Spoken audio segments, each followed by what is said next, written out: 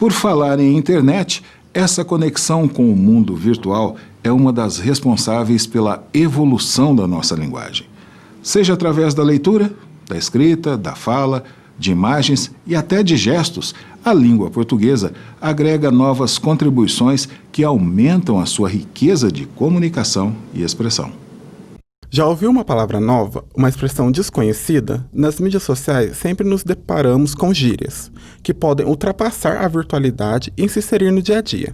Basta cair no gosto popular. Mas onde e quando podemos usar essas expressões? Existe uma regra? Como elas se inserem no nosso cotidiano? Na verdade, a língua é viva, né? Se ela é viva, ela é mutável. A gente costuma usar uma metáfora que a língua é como uma roupa. A gente tem roupa para ir num casamento, roupa para praticar esportes. Então, a língua é assim, né? Se você está ali conversando com seus amigos de forma descontraída, você vai usar uma linguagem mais descontraída. Se você está num ambiente mais formal, você vai usar a língua mais formal. A linguagem que os nossos pais usavam, às vezes, são diferentes das linguagens que nós usamos hoje, né? Então, você vê essa turma jovem usar muitas expressões que vêm da internet, vêm do inglês, né? Como chipar, crush, stalkear. A própria expressão contatinho, né? Porque se você for pensar em contatinho, é o diminutivo de contato, mas na prática o contatinho é um rolinho, um crush que você tem ali, né? Então, por ser mutável, por ser social, por ser viva, a língua ela vai se modificar aí ao longo dos tempos. Nos dias atuais, percebemos a influência das mídias sociais, do estrangeirismo, mas será que isso é permitido? Existe certo ou errado? A questão do estrangeirismo na língua sempre foi algo que deu muita polêmica, porque alguns profissionais da área da linguagem acreditam que isso, de certa forma, prejudica a língua, porque se a gente tem uma palavra assim na língua portuguesa, por que nós vamos usar outras, né? Então, por exemplo, às vezes a gente percebe alguém dizer, vamos startar tal coisa, em vez de começar. Se a gente tem na língua, por que fica? Então, existe às vezes alguma crítica de soar um pouco como pedante, né? Mas eu acho que não é algo que você consegue cercear e que a língua está aí, né, na boca do povo. Não existe a língua sem o povo. Existem conflitos, por exemplo, entre os próprios dicionaristas. Então, às vezes, um dicionarista incorpora uma palavra e o outro não, né? E às vezes existe também conflitos entre dicionaristas e a própria Academia Brasileira de Letras, que não coloca, não registra aquilo no vocabulário ortográfico, né, da língua portuguesa, oficial.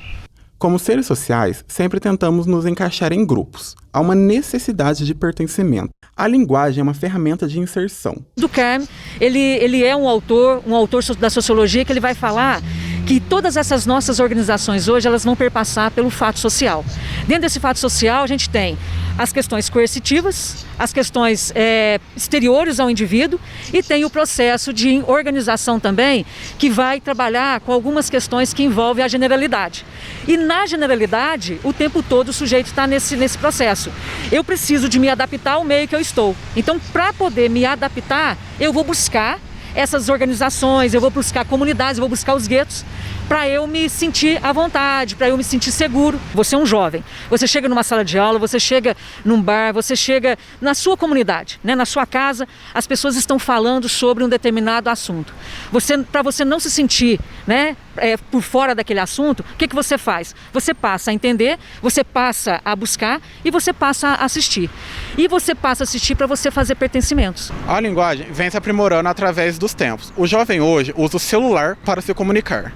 Saber as atualidades, para sempre estar conectada, estar vendo o que meus amigos postam, para estar atualizada no meio que eu convivo com os meus amigos, das minhas redes sociais também. O estudante Pedro Augusto também utiliza expressões que conheceu nas mídias sociais e tem consciência da influência do mundo virtual na sua comunicação.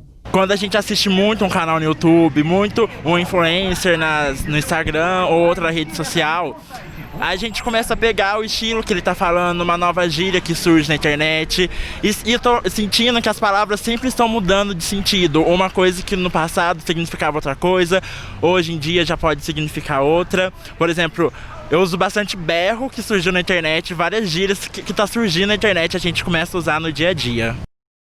Essa matéria foi produzida pelo estagiário de jornalismo Igor China, aluno do curso de Comunicação Social do Centro Universitário do Sul de Minas, sobre a coordenação da equipe do Jornal Cidade. A TV Princesa é uma emissora parceira dessa instituição de ensino para contribuir com a formação prática dos universitários de Varginha.